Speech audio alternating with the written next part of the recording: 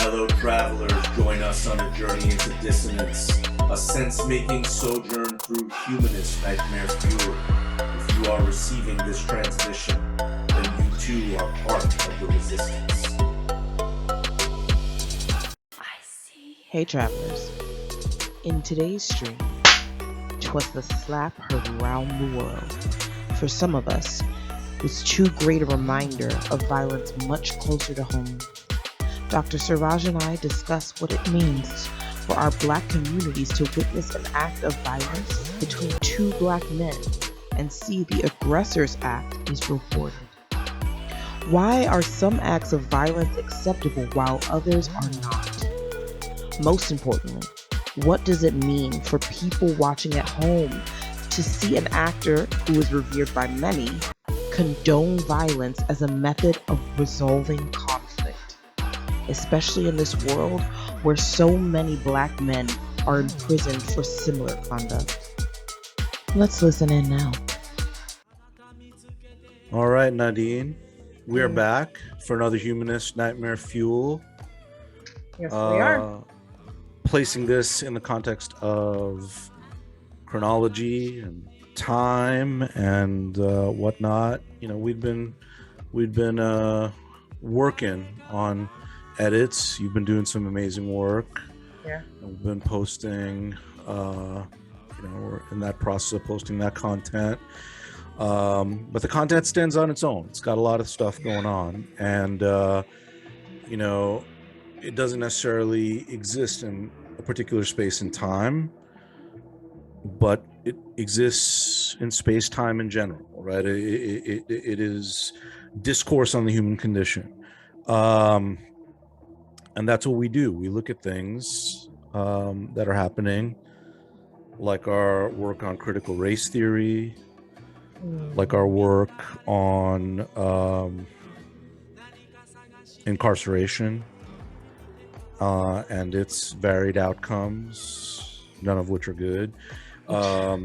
Looking at alternative ways to live, to be, alternative ways of being, alternative ways of doing.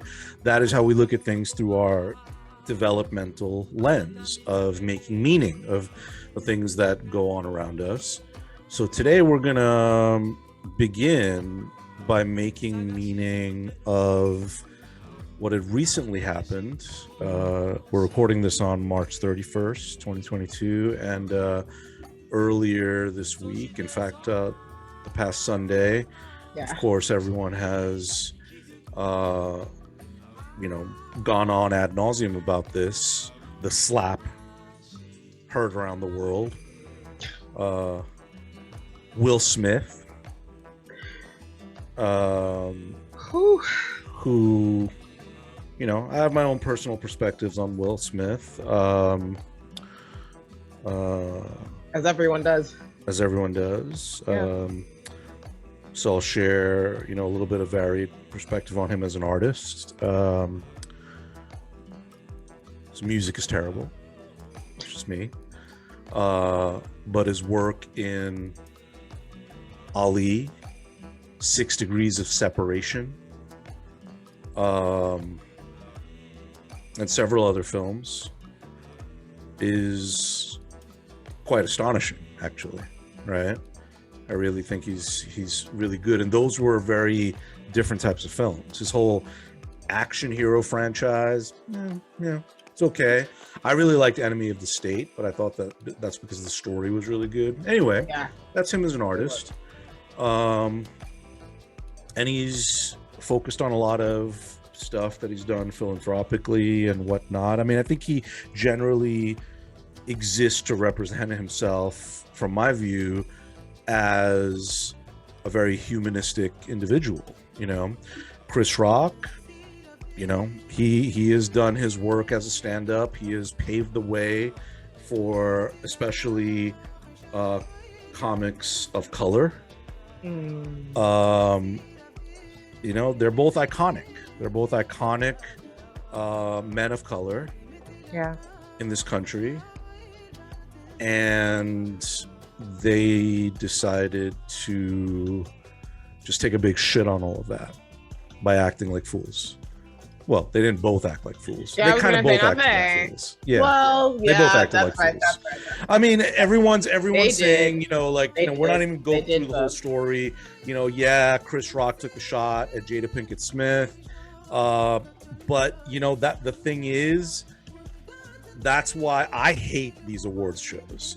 And it wasn't even like Chris Rock is good at that kind of stuff. So is I think Jimmy Kimmel did an okay job. But I think Ricky Gervais, I like him. I like his stand-up. But when he hosted some of these awards things, it was terrible. It was hurtful, weird shit. And I think the idea, as someone I recently heard had said, is that when they do that, when they roast you like that, they're doing it for the sake of, okay, Hollywood, you guys are huge egoed individuals, so we're going to gather you all in here, take you down a few notches because your heads are already big because you're going to be winning these awards and shit, like golden statues, right? So that's kind of the philosophical premise of roasting in these kind of things. But, I think you could do it in a different way. I hate roasting. I'm not gonna lie. I love to gather, and I can make fun of myself, and I can examine what's really there. That's what it is. But I hate roasting in general. I cringe, even some of the roasting things on television. I cringe at. I know. I can't watch them. I would be pissed at half of the stuff you guys are saying. I'd be like, we're actually not. We won't be speaking after this. I hope you know. Yeah. But that's how I feel about roasting. Yeah. Already, so yeah. So as the story goes, he made a G.I. Jane comment. Famously, Demi Moore back in the whenever that movie came out, 90s. I think it came out in the 90s, right? That was a big deal. It was a big deal relative to the empowerment of women and relative to women in the military. None of that stuff was a thing then, right? And not only was that in the military, but the film, I believe it's a true story, right? Yeah. Right? Yeah. And she busted her ass to be a SEAL, Navy SEAL. That I couldn't do that. It's remarkable. So it's a space of strength. She shaved her head to kind of possibly de-identify with gender norms, so the hair thing was a statement, right? All of that. And he was like, awesome to see you, Jada, can't wait for G.I. Jane 2. And, Jada Pinkett Smith, I think looks good. I think that's a beautiful. I love it. And like we were talking about the other day, something that was in the past few years made infinitely more popular for women, relative, I'm sure, to the fierce warriors of Wakanda, right? They were. But even before that. Too. I mean, we have. Amazing to see it on television. Yeah, because sexy and bold and beautiful way. There's some, I know our representative, Ayanna Presley, that looks great, but I'm thinking more in terms of media, entertainment media. I'm trying to think of examples of individuals who've done that. I mean, everyone's always Halle Berry's always worn her hair. Sure. Super but short.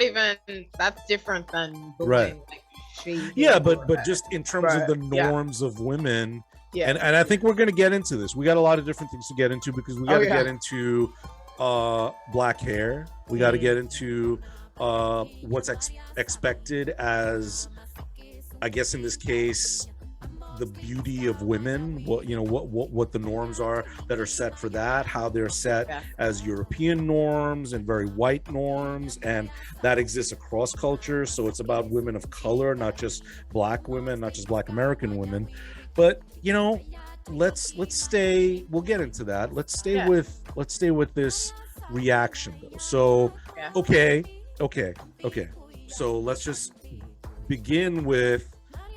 We won't justify what was said about, like, from Chris Rock, right? He's an asshole. Let's just, I mean, everyone agrees, disagrees, whatever, but we'll just go with the premise. We'll give the premise to people. We'll just say that it's not, in this day and age, it's time to stop taking cuts, one way or the other. Like, don't go for hair jokes. Yeah, you can. It's low end fruit in so many ways. It's low hanging fruit, and it was like lame. And I think he has done brilliant stand up, right? Yeah. So if you're gonna do material, you can make it something else. Like, you can make it about something else. But appearance, that's weird. It's a cheap shot, So yeah, sure. So okay, he was being a dick. Now, we all know all the stuff that people argued, like Jada Pinkett Smith was immediately, she was like, lame, right? Rolled her eyes, lame. Oh, great, lame. Everybody else was laughing. Will Smith was laughing. Camera cuts away. And then we see Chris Rock was like, oh, here comes Richard. And he was saying Richard because he was talking about Richard Williams, like the father of Serena and Venus Williams. That's right. Will Smith portrayed in the movie, I guess, King Richard. I haven't seen it, heard it's amazing. The guy obviously won an Oscar for it.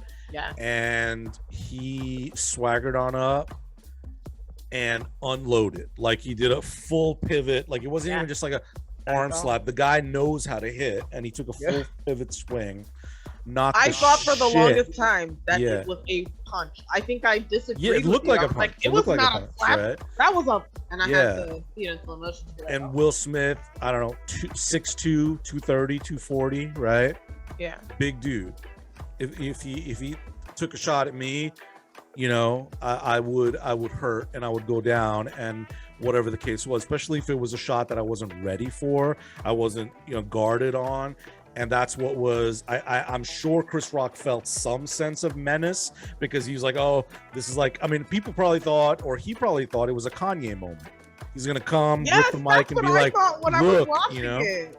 Right. That's what I thought. But he slapped, I mean, imagine if Kanye slapped, what's her name?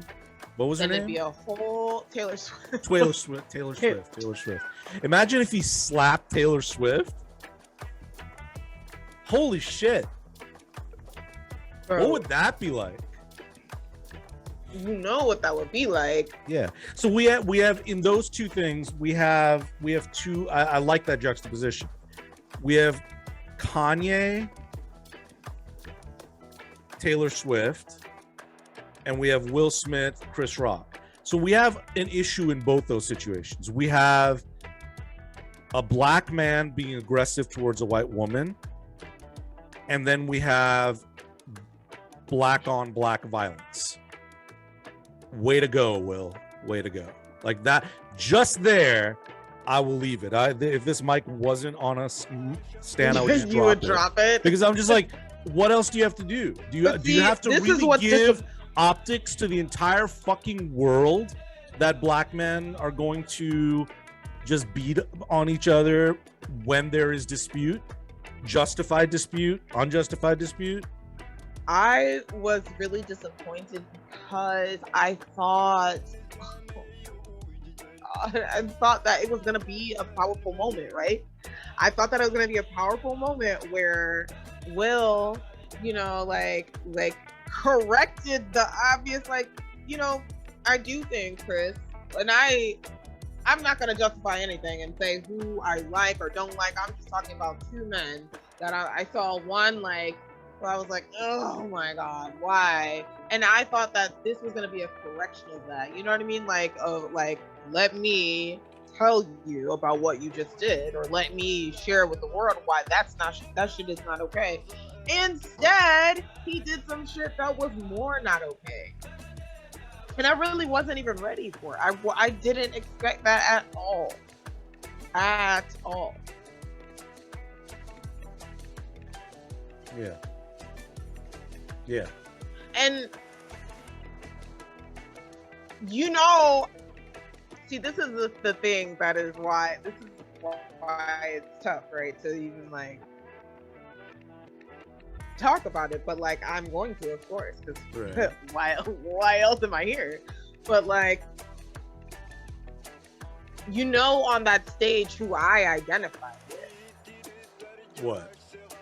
and it's not the person with the open hand; it's the person with a smile through the pain on their face. You know, of like, bro, like I can't even believe that this Will has a platform, and this is what. I know people are people, but I'm sorry, that shit's not okay. Yeah. I hate that all these. I wonder if Will, I don't know what he's endured in his life, but like, have you ever been smashed in the head with a brick before? Have you ever had an act of immense violence? And even a little one after that is like, for our children are sensitized. Like I'm glad that I'm desensitized. I have to actively remind myself that it's not okay, because I've been hit so many times that it's just like, well, I don't know, maybe I did deserve it. But I have to remind myself, no, that's not true. So when I see this, I'm automatically clenching as if I'm getting smashed in the head again. Yeah. So yeah. I don't really like to see that on. I didn't watch it because I don't watch award shows, like. Yeah. But I can't believe that that's what happened. Right. So here's the progression, right? We'll follow that through, and this is. I'm glad you brought up what you did, because it's important to note that there are trauma triggers for everybody when they see something like this. There are trauma triggers for you, trauma triggers for me, especially with the idea of an open hand slap from a larger individual, as I've experienced in my childhood, for some good reason, for no good reason. The reasons were here and there. All I knew is I kept, like getting slapped in my face, right? And I know what that feels like. And I've been punched, I've been elbowed, I've been kneed, I've been, through mixed martial arts, through like different fighting arts. And an open-handed slap, I think psychologically feels the worst. Oh, especially if you're, like, depending on where you are and what is happening in that situation. So here's what it is. Full swing. You see how extended his arm is? That is boom. And his other hand's back here. He did a full pivot. That could have also been a right hook, right? That he did. Now that is crazy, and that was crazy, and all of it was crazy. Now on to the progression. Here's what really bothered me.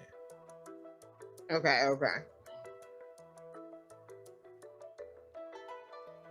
Oh my God, look at Chris's face. I'm sorry. Yeah, okay, let me look at the problem. Yes, I'm sorry.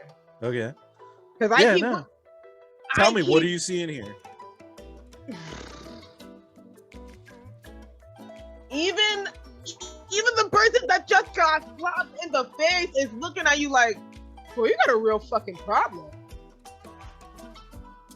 But look, tell me what you're seeing. Tell me if you know this face. What is that face? What is this grabbing on the waistcoat and long arms, swagger, walking away? We saw him swagger. What does that say? Very pleased with oneself, like, I just taught that bitch a lesson. Yeah. Now, ostensibly, Chris Rock is working here, right? This is his job. This, you know what, is sort of his job too, because he's nominated for an award. So he's there not just for nothing, he's there to work also, right? So hold that for a sec, right? Like, so we have this, because I want you to bring that comment into this idea. I disagree with someone at work. We've been in common workplaces, right? We've been in community-based workspaces. I disagree with one of those people, and I walk up to them and slap them. Like, or there's definitely stuff that people have said to me and have how, I've been treated in different spaces, in professional spaces, that are very vindictive, they're very calculated, they're very malicious. Right. And you feel a sense of anger and indignation towards that, and you feel justified. You feel like this is some bullshit. Right. But imagine if I slapped one of those people. How would we be speaking right now? I think this screen that we're looking at each other on would be a Securus, like, video visitation screen at the jail. And you would be like, well, when's your next court date, bruh? And that's exactly, I love it, right? You cinched it perfectly, because that's exactly what I was thinking, is that this is like court cases, and there are people who maybe don't have currently something, like with the injustice system, but watching this feel justified in taking their wrath or their anger that but I'm talking about when it just simmers or whatever is seething underneath whatever else he's angry about here besides the joke, because people end up in prison like thinking like, oh, I'm justified in doing this. Something was done wrong to me. Something wrong and insidious was done to me. One time too many, and look, I'm justified. Look at that face. Look how satisfied he is right now. Yeah. I want some of that satisfaction too.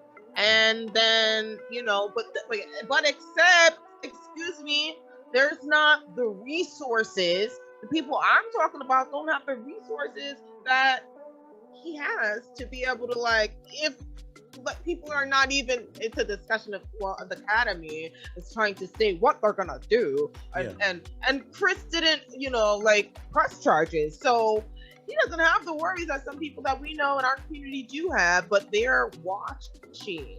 There are people who look to him for advice. Yeah. I'm gonna go ahead and address the, I don't really, what does that mean, the elephant in the room? I'm not sure that it is. I'm going to say the thing that no one wants to talk about, right? The big, hurtful thing nobody wants to admit is there. Right. So I'm going to say the thing nobody wants to talk about. Of all the people you and I have worked with in spaces of justice involvement and incarceration, just ballpark, what share of those human beings were black males? Okay, I'll take your view, or I'll take your look as the answer, right? Yeah, that's a shit ton, right? Right. Okay. And part of what we're doing, especially when it comes to the sentencing process, is something called downward departure, right? So we know what that is. We'll explain for everybody. So there are set criteria in the legal system by which, if you're going to get 10 years for doing something, it can get knocked down and knocked down and knocked down if you meet these criteria. Now, that probably seems ridiculous because it seems like much more bargaining and negotiation. And folks, we agree.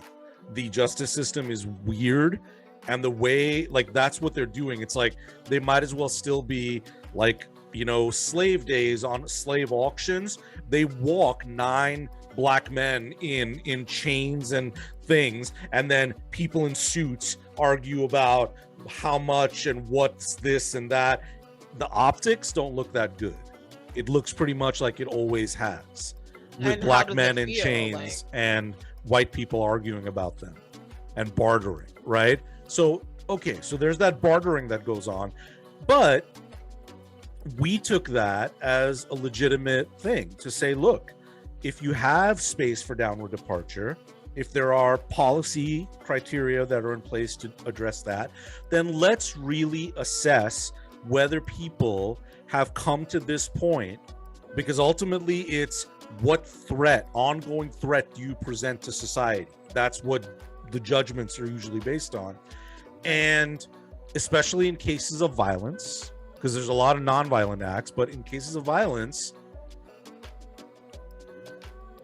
like, what's up, bro? Like, you fuck someone up either to gain something, to communicate something, to protect something, whatever it is, but you fuck someone up, right? He started it, he attacked, he tried to get in, whatever the case is.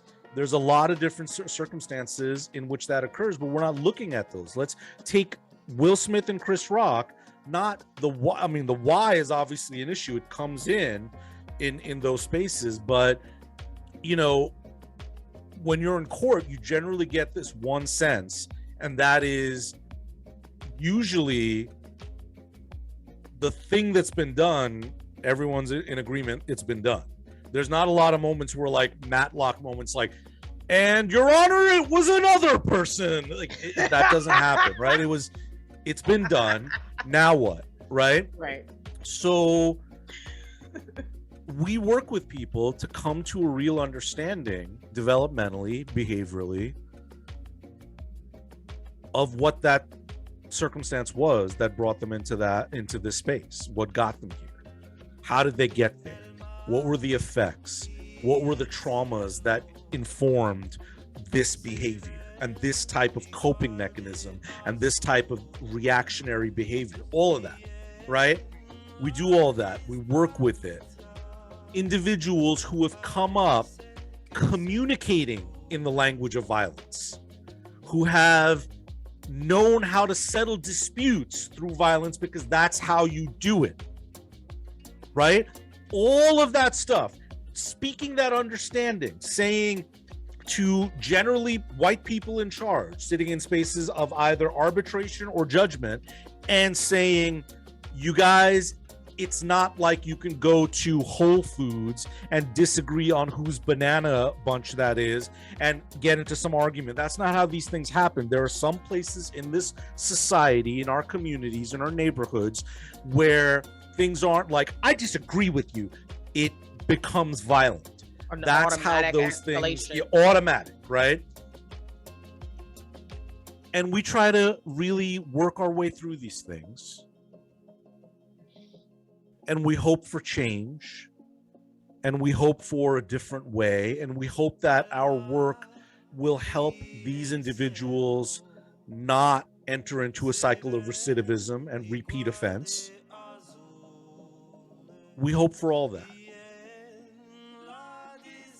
And then one hundreds of millions of dollars black man goes and beats the shit out of another hundreds of millions of dollars black man, meaning they are high profile.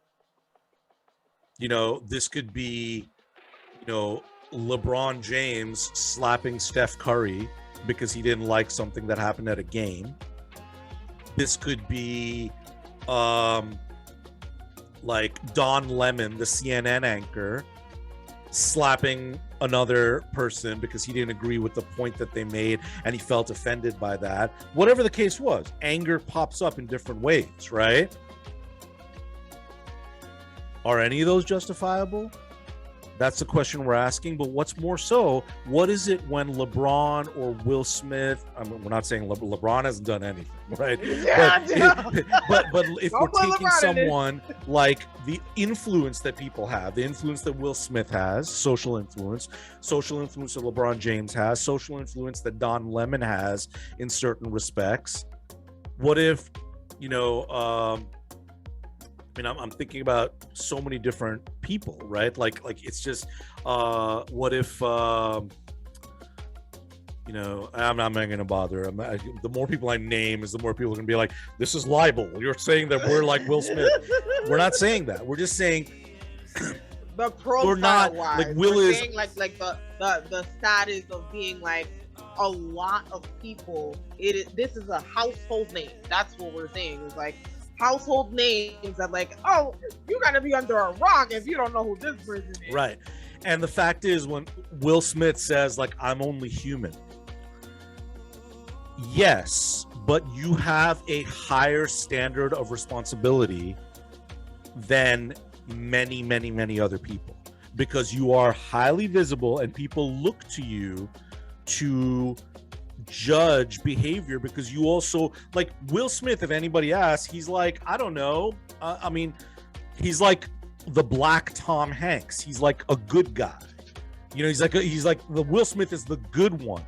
Like, he's not someone like, I don't know, I'm just, I don't want to throw people under the bus, but like, you know, there may be actors that portray negative stereotypes on screen, black actors, and if they did something crazy and like, I mean, okay, if Tupac and Biggie were getting into the shit that they were getting into, nobody was surprised, right? It was, people were all over like, this kind of shit has to stop. You're like bringing what should be fantasized like beefs into real life and spraying Uzis, and then everyone's getting killed, right? So it was really shitty, right? And yet nobody was surprised that Tupac and Biggie were in those spaces, because that was like, I mean, that's what it was. NWA, you know, like it was there, it was that image. Will Smith is like wholesome, so people look at him that way, and now what's happening is he's taking that wholesome stamp and saying, I'm making this, no, but I'm making it that okay. I'm making that okay. Because let's see this, right? I'm gonna bring up Tiffany Haddish because she has excuse me, hang on one second. Yeah. So Tiffany Haddish has had a lot of things to say about this situation, but she's been one of the more vocal people in support of Will Smith. So I'm not singling her out, but for the fact she said some really huge stuff, right? So let's just try. We're gonna look at different people saying different stuff. So this is just explaining what happened, blah blah blah. Explain. Let's see what Tiffany Haddish. Yeah, I think Nicki Minaj may have said some similar stuff too. Okay, so give me one sec here. Okay, so what are we doing? There's too many things playing. Why am I getting 11,000? Oh my God! How many things are going to be popping up on my screen? It's using up all my system resources. Anyway, we won't stay on this for too long. Tiffany Haddish, speaking with people, Haddish said it meant so much to her to see a black man stand up for his wife. And while Haddish, who will soon be seen in blah, blah, blah, blah, blah, blah, noted that the world may not like how it went down, she still considered it the most beautiful thing she's ever seen.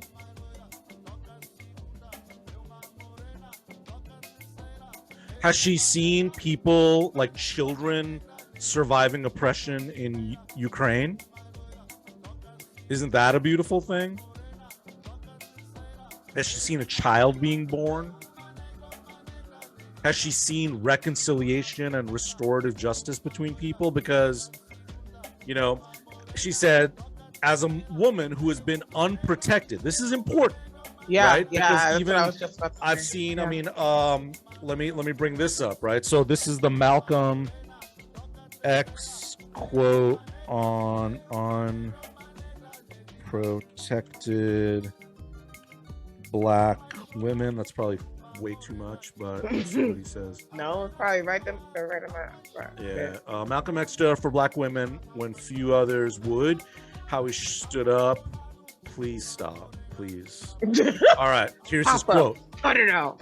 This is Malcolm, the most disrespected person in America is the black woman. The most unprotected person in America is the black woman. The most neglected person in America is the black woman. So if we go back to Tiffany said, as a woman who has been unprotected, for someone to say, keep my wife's name out your mouth, leave my wife alone, that's what your husband is supposed to do, right? Protect you. Okay, just that part. How do you feel about it? He didn't just say anything. No. I'm just saying just that. To stand up and to say that, for a black man to do that for his woman, how do you feel about that? Just the words. Keep my name's wife. My name's wife. Yeah, wife's my name out your mouth, leave my wife alone. I don't think that really addresses anything. Honestly, that's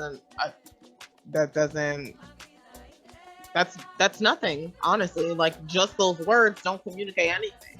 Like well, what I thought was gonna happen when I thought Will was walking up to snatch that mic and say some real shit in it. Like I so wanted what if he real, snatched the mic and said those words? I mean, honestly, the whole thing wasn't aggressive. Like, well, it was aggressive as fuck. But let's just snatch the mic and say those words. Yeah. Still, I mean, he didn't slap him, but I still don't feel like those words are like that. Doesn't it still makes me cringe? Right. That he just stood up there and was like, keep my names. Look, I can't even say it right because it's still aggressive. And those words, keep my wife's name out your mouth. Sorry. Like, I can't even say it without being aggressive because that's aggressive. That's not saying anything really about. Well, let's follow this thread a little bit different because I want to deconstruct things that are. Can I just say the part that sticks out to me is as a woman who has been unprotected, and what I get from that is like, I that's what really gets me is because I think like this too, right? I have to actively not lower my standards because I have been unprotected so much. You know what I mean? So like, okay, this is like impressive to me, and like I'm probably not saying it well because I honestly am feeling very emotional about it, but like I realize like I have that feeling of like I've been unprotected. It's a big reason as to why I don't a lot want to talk about Black issues that are so near and dear to me because I'm like, it's so much negative. It's so much, it feels as a Black person like so negative to talk about another Black person in a just a critical way, you know, like literally thinking critically about it. But you know, that's part of the problem is that like wanting to stay silent because of, and then stuff like what Will did is like, but on TV I'm just gonna mollywop your ass on television because I don't like what you said. And I'm sitting here feeling sick in my stomach to even speak about, you know what I mean? Well, I wasn't going to speak about it now, but like I was, you know, behind the scenes, like I was feeling like I don't want to talk about this because there's so much negative like reactions to Black people doing anything. Like, but then something like this happens and you're like, this is not a part of the solution at all. This is not a part of the solution. It's a part of the problem. But also, you know, as a woman who has been unprotected, I think for me as a woman also who has been unprotected, you know, like I spoke about previous, I think it's important for me to be on here and say like plainly, like this is not okay. Absolutely not okay. And it's not okay for me to have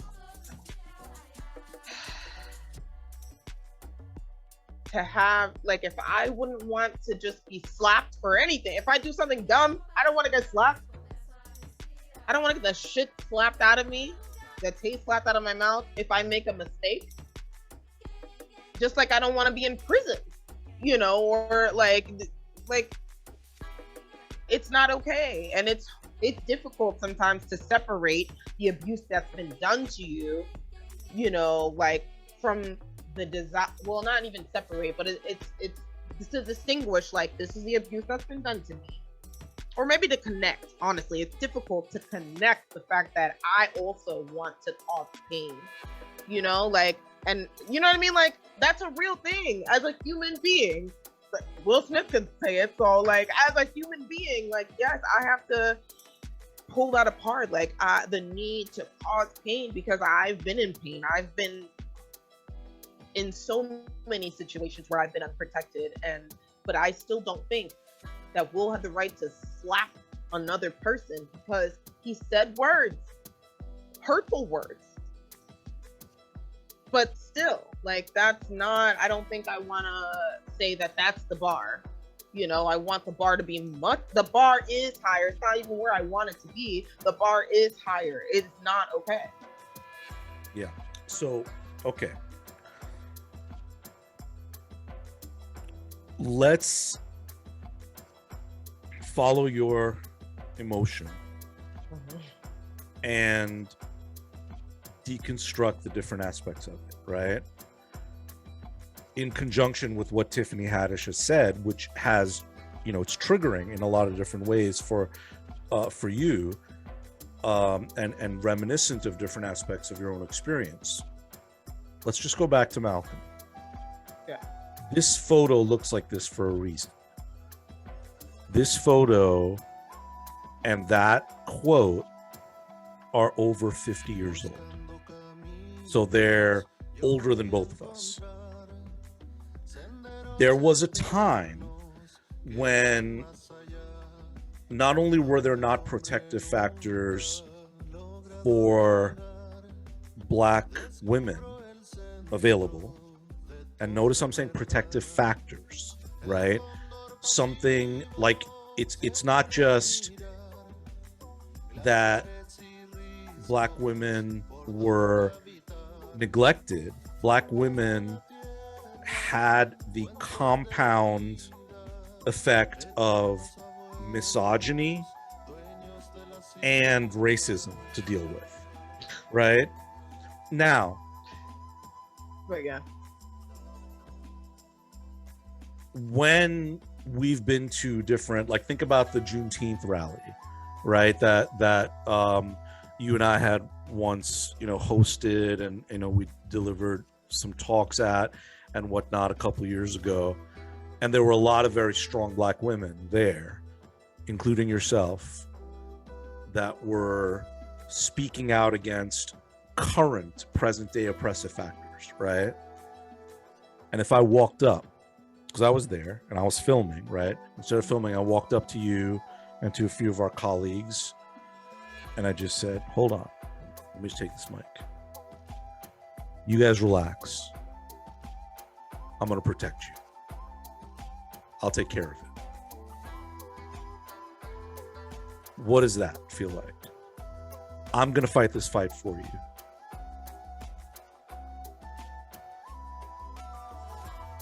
Does that feel like me protecting that? Does that feel like me establishing protective factors? Does that feel like me empowering women? Now, I'm bringing myself and you into this personally, because hopefully I haven't, as a man and as a colleague and as a partner in these and other endeavors that we've worked in, hopefully I haven't been oppressive. That's going to be a shitty podcast if that's the case. But let's just the say, answer is no. Yeah, as a Black woman who at present in current day circumstances and contexts still faces many different spaces of not being protected, being at risk, we should say. That's the other side of that. So it's not like I'm like, oh, Nadine, everything's good, right? You're not at risk anymore. Right? Like, no. So that socioeconomically, food security wise, I mean, that all goes, housing, actual safety in terms of people from your past that have actually, and folks, this is real, hit you with a brick and protecting yourself from those people and their involvement in your life ongoing. Yeah. Have my efforts in your life been to push you out of the way and say, hang tight, I'll take care of this? Oh, okay. Is you ready? Listen. Okay, so no, not at all. And here's the thing, right? That has been annoying to me sometimes. Sometimes I have just been like, well, like, and not like I never plainly, said anything like this, but like, but I've thought in a way on so many different levels, like, isn't someone supposed to rescue me, like, and save me? Or isn't stuff just supposed to become easier at some point? Or is it like, I thought relief was coming, like I really wasn't raised to think that way. But no, and and because of that, but like not even just because of that, it wasn't like we're like, go grasshopper and fight your own battles. Like, we have worked and practiced and together developmental meaning making, and like that sounds like a mouthful, but like it feels like even more. Like, we've practiced, and I've been able to on my own think in my own head, like, oh, where are other areas that I need to practice this? Well, like, or not even practicing, like, where do I need this most? Usually the areas that I'm like, no, fuck that, we're gonna leave that in the dark closet, everything's great, right? But it has not been you like being like, step aside, I will do this for you, no matter how much I wanted that. Like, it's not been that, and I was able to see myself and my own ability, like my own, like, that I'm capable, and then I had to wrestle with like believing that or not, right? But it wasn't, there's no amount of someone else being like, let me wield my power for you, that is going to make anyone stronger, and it's funny because it didn't even occur to me. I didn't even think of that in this whole thing. I really have not even thought about that. Just the misogyny, the violence alone was enough to be making me like, I really don't even want to talk about it. Right. So let's take a look at this, right? We have a page. I didn't even select one picture. We just have a page of Jada Pinkett Smith. I think, like, there's Jada, possibly. I believe this is her mom, and then there's Willow, right? Like, so there's 3 generations of women in all of these, like Jada, her mom, I think, and Willow. Here. Let's take a look at this one. Let's see what this image looks like. Okay, we got this image right here, right? Mm-hmm.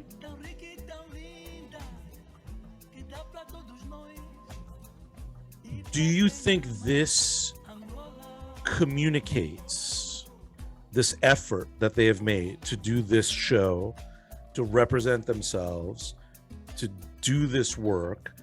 Does that communicate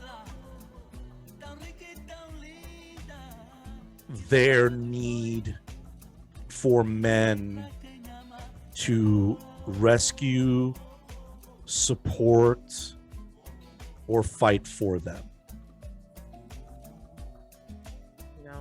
I don't know much about the Red Table Talk content, but whether it's Red Table Talk or it's The View or it's whatever else, whether it's, Orange is the New Black, there's a lot of content that has come up around in the past, like 10, 15 years, especially around women very specifically saying, we're not requesting men to do it for us, to use their power to our benefit.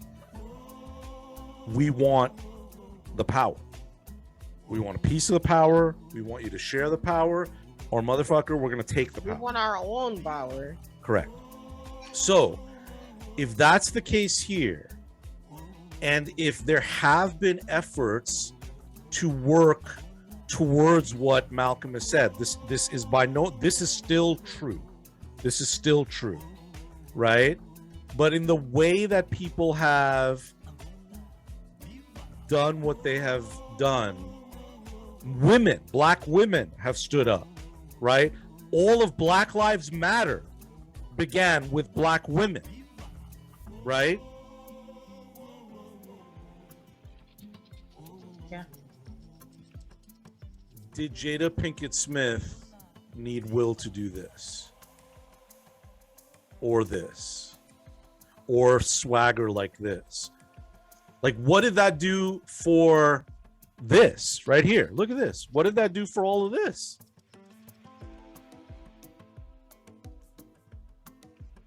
It's still that face, a man swaggering like, I took care of that shit for you.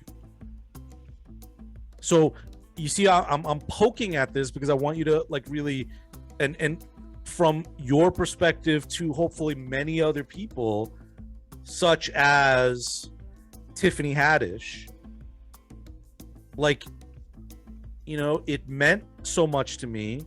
A black man stand up for his wife. Now, I think that there is a huge difference and a huge sway from a black man standing up for his wife. That's coming a long way from a black man beating his wife, which is consistently happening. So yeah, that's awesome, dude. You stood up for her. But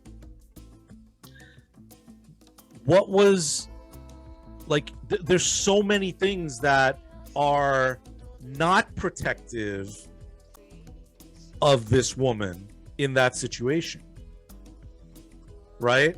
Just the fact of, you know, standing up for his wife and doing that, but the other side of it as being a threat to his own wife, like he also now has like, he has now released a sense of anger. He felt this face wasn't just, look at me, I did it for Jada. That face is, I fucking needed to hit a bitch.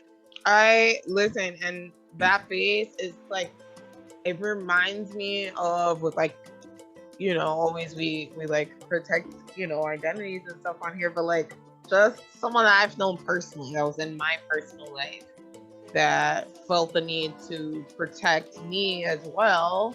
And I didn't want the protection. I'm like, no, don't use weapons to like try and defend me and our family pets. Let's just go home. Screw this argument. Like, let's go. And I almost got shot that day. And that's very real, folks. We know that's very real. That was 2 years ago. It was a very real situation where, yes, an altercation in which an individual, at that time partner, was trying to somehow, you know, I don't know if protect is necessarily the complete word, but in somehow intervene on behalf of, it became violent. And it did end up with a gunshot that did not do anything. But that gunshot, there wasn't no like, I'm not pressing charges. Nobody was pressing charges. The police came and took that person away. For 15 years. Yeah. And that protection could have easily and came very close to meaning or resulting in a gunshot to you. So, yeah. There's real consequences for most people. Right. And there are not, and this is what's being shown, there are not real consequences here. Right? And that's how it looks to people like me that's like looking at this and like feeling really pissed about injustice that's happened to them. And right. Like, yeah, you know? Yeah. That's right. And I can do this.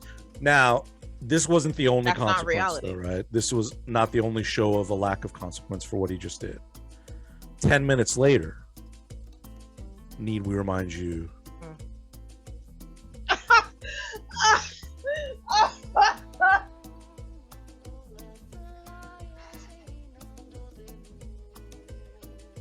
How's that for reinforcement?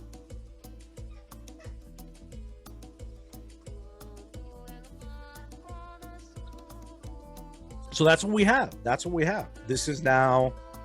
But you know what really makes me mad most about this, or I shouldn't even say most in a situation like this. I will not say most. I'm just saying right now, this is what I'm thinking about that's currently making me mad about looking at this, is that I don't feel like he would have had that same smug ass look or that trophy in his hand if he had done this to a white man or a white woman or like a white anybody. Yeah. I think he wouldn't even have done that. Chris Rock was just sitting there and said, you know, hey, Will, we were going to give you the Oscar, but our camera, we didn't decide not to do it because our camera can't, its wide angle lens can't capture the width of your ears. Right. So it's like, you know, like if he said some stupid thing about Will Smith and then Jada Pinkett Smith, like ran up and smacked and slapped Chris Rock, would that be any better or different or whatever? No, it wouldn't be. But I'm just saying, like, I'm. It's irritating to see, or not even irritating is not the word. It's frustrating and hurtful for me to see a black man not even just condone, bro, like full out assault another black man in this. You know, the like, bro, at the Oscars, that's like, and it's not even about who's all there. Also, it's about more for me, like who's running it and who orchestrates it and like puts it all together. Like, bro, you're just playing a part that's like so insidious. Like it's more than just about you and your feelings in this right now. You hurt a lot of people with that slap. Right.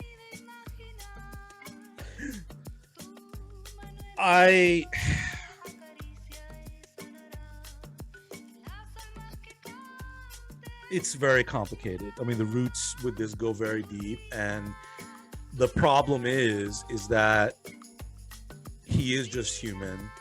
Yeah. And he didn't agree. Like, it's the old Spider-Man quote, right? When Uncle Ben told Peter Parker right before he died, with great power comes great responsibility. Like, that's something like my son has known since he was like 4 years old, right? Like, yeah.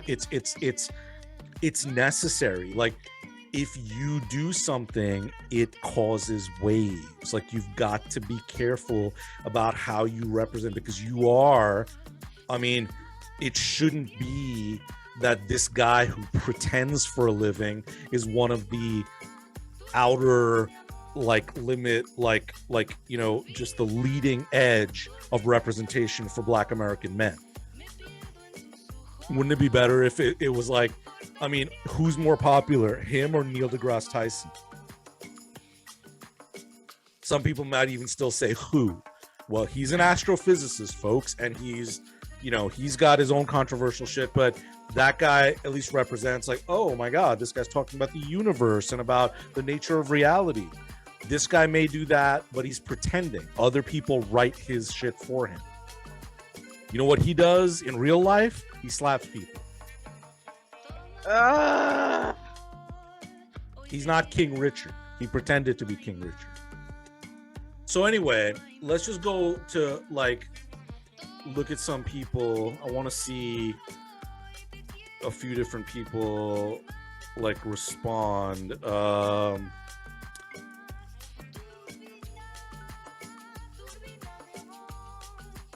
Let me just see if there's another one that we can look at here. All right, let me take a look at this. Is so we're gonna look at the Breakfast Club.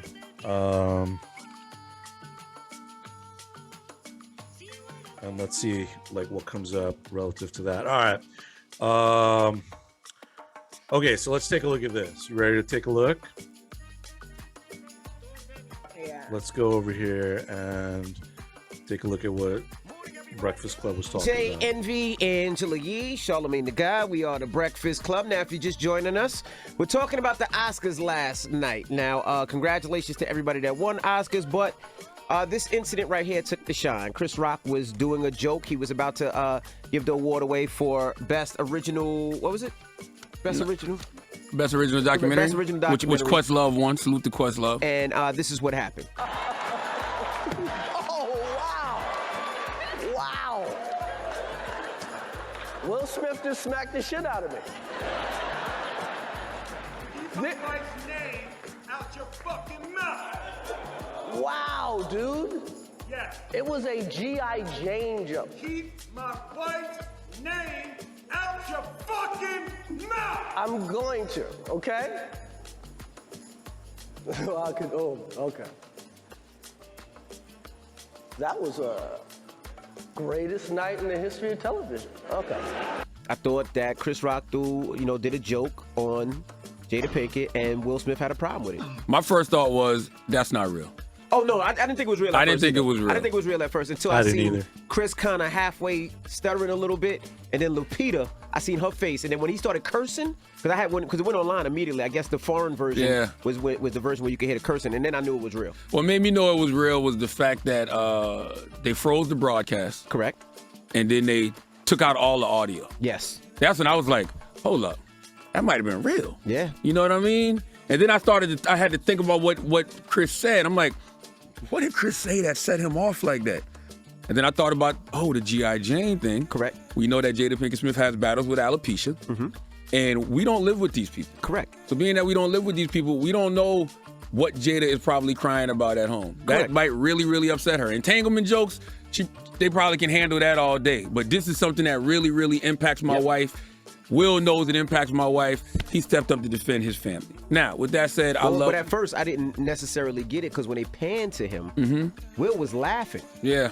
And then when they looked at her, she rolled her eyes. So I saw that. I didn't know if it was a funny type of thing or not. Listen, I love Will Smith. I love Chris Rock. And I said this earlier, but I'll say it again. I've gone to enough therapy to know that slap he gave Chris Rock, that joke was a very, very, very small part of the reason. I don't know what the why is, but for Will to react like that, there's something way deeper going on inside of him that we don't know about. And if you've ever read his book, man, which y'all should, phenomenal book. It sold well over 1 million copies. He talks about how he's felt like a coward his whole life. Correct. Because, of watching his mother go through domestic violence with his father.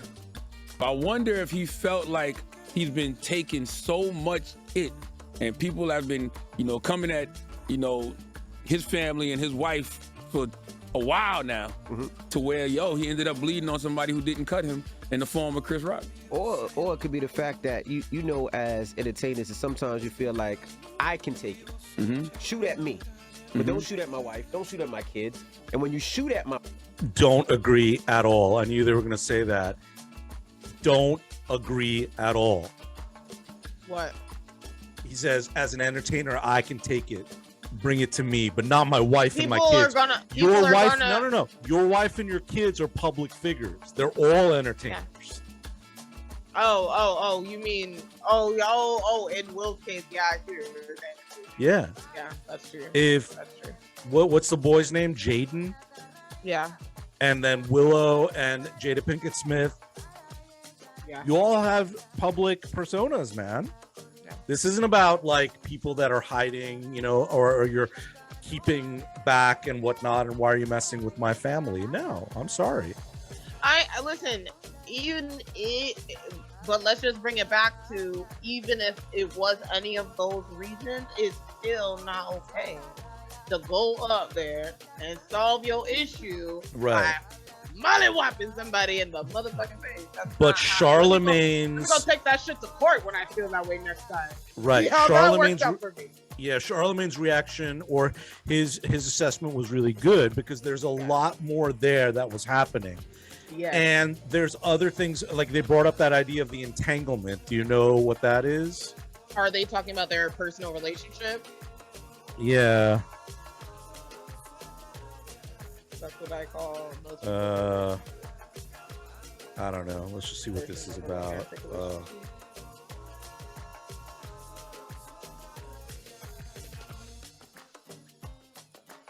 Okay, let's see what he says. Okay, Will Smith opens up about Jada's entanglement, but says there's never been infidelity in their marriage. much. Okay. Well, I'm sure if you're blah blah blah, super ready to hear about Will Smith and Jada Pink's relationship, tired of it, blah. So blah blah blah blah blah. There's never been infidelity in our marriage. Never. Jada and I talk about everything, and we have never surprised one another with anything ever.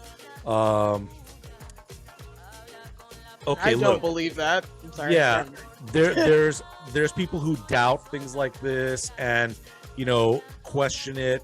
But here's the thing: if they are consenting adults, they can enter into whatever. But if there's a lot of tension and you feel emasculated because of the world's perception of what your wife is doing, then you're going up and smacking Chris Rock is not about protecting a black woman. You're just fucking pissed.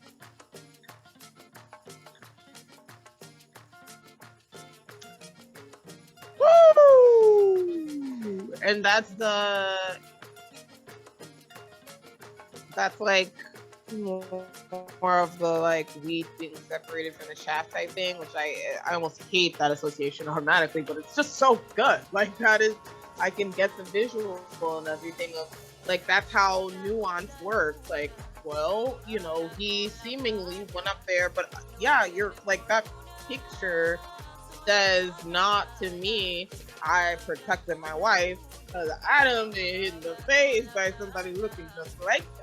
Like, so it's the same thing. It is the same thing, and I recognize it, and I think a lot of people recognize it, but it's that nuance of like, you know, of abuse being turned on someone who, you know, like outward, someone other than you. Like, okay, that, especially in this way, that does seem like, well, he was defending his wife, and yeah, I'm sure. I just know that when in the past, like when I've thought in ways like, you know, I've been hurt, and so now someone's protecting me even though they're hurting another person, like that feels positive. I know when I've thought in ways like that, like, you know, even when I'm trying to defend someone or like going it's like it's never really about them.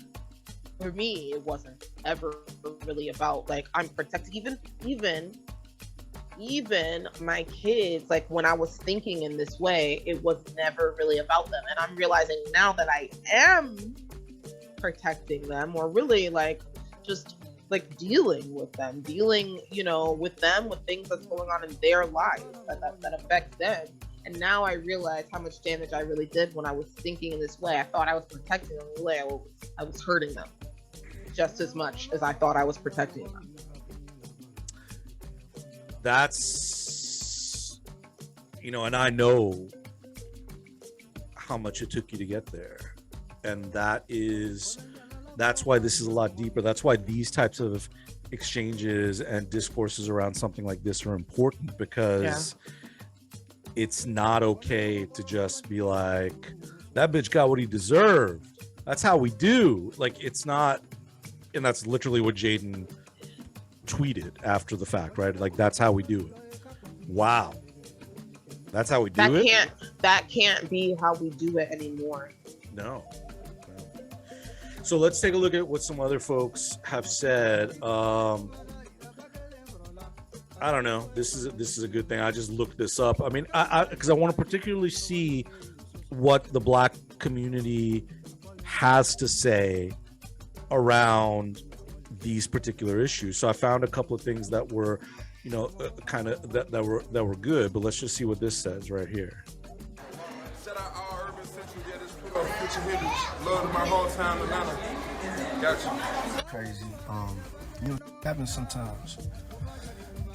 Chris Rock got a chin though. I know ain't nobody even. Did he? It's true. The guy took a hit. That guy did not flinch. He was like, boom, up, and he's like, well, look what happened. On with the show, folks. That guy, Chris Rock, is a fucking professional. That's what I'll say about him. So yes, Diddy. Like, agreed. Not thinking what I'm thinking. He got a chin. Yeah. It's all love. Start smacking on public TV like Will. I got you like Will Smith. Oh my. And April Jones, I can't wait to see you in the.